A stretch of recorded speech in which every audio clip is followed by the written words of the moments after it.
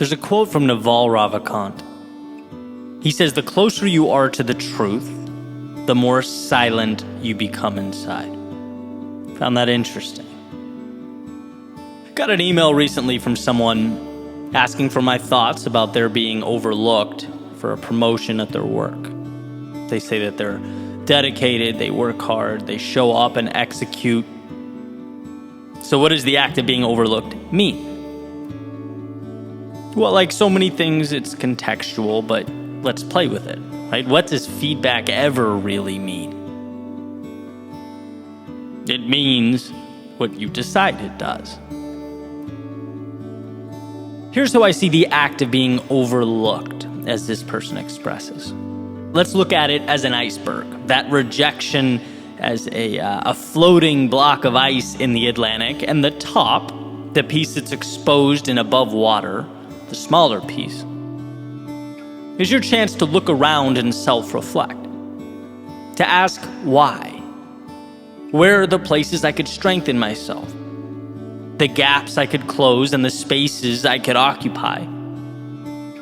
Disappointment, it causes us to self-reflect, and that can be a valuable thing. There are often tangible, quantifiable reasons we didn't hit the mark, and I think that top of the iceberg is our recognition that we have things to do, places to go, and what better a time than now to start moving in that direction.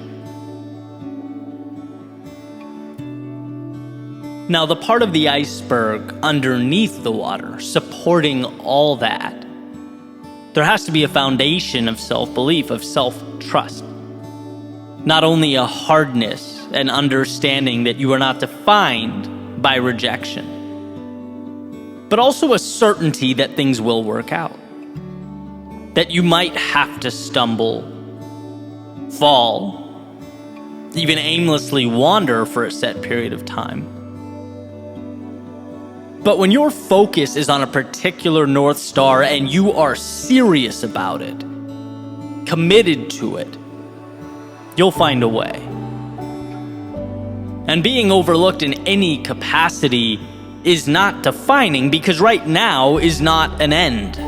You decide where the end is. And there just so happens to be a lot of space between that point and where you stand now. The vast majority of an iceberg exists under the surface, and that's valuable here, because I believe that the differentiator when it comes to success and failure is how one internalizes the process and their place within it. If you know you're going to succeed, if you are confident in yourself and who you are, then the little wins and losses along the way tend to mean less. Getting overlooked in any capacity is a nice little bit of feedback, but in the grand scheme of things, it doesn't hold the weight we tend to give it when we're less sure of ourselves and the process. So let's get back to the quote. The closer you are to the truth, the more silent you become inside. Well, here Naval is stating in one of his podcast episodes that the wiser someone becomes, the more quiet or stoic they become. Referring to the character that I allude to all the time in this podcast, the loudest person at the table, right? Always talking or seeking attention. Often this character is overcompensating for something.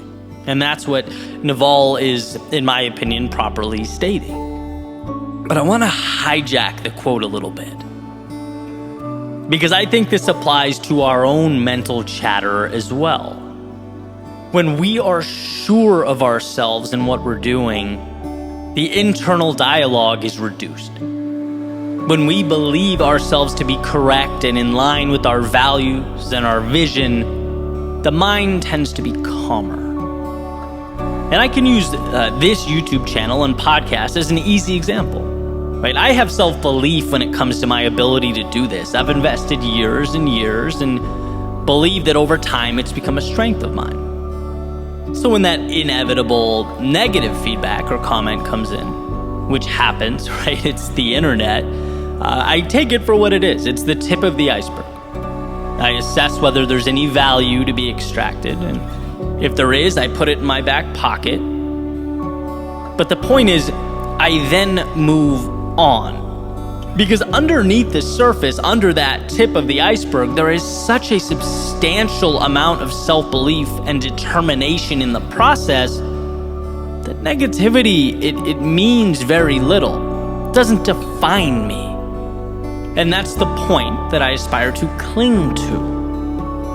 And conversely, as counterintuitive as it seems, I think we should be the same way with positive feedback. Right? Like when nice things are said, it makes us feel good and we should be grateful, sure. But the idea is the same. Examine, pocket the feedback, and move on. Because if we rely too extensively on good feedback for our self-worth and our sense of identity, it's going to be hard to avoid doing the same thing when the other stuff comes in. It's about having a vision and trusting yourself, right? This is not you versus the world. This is you versus you, and we can't forget that.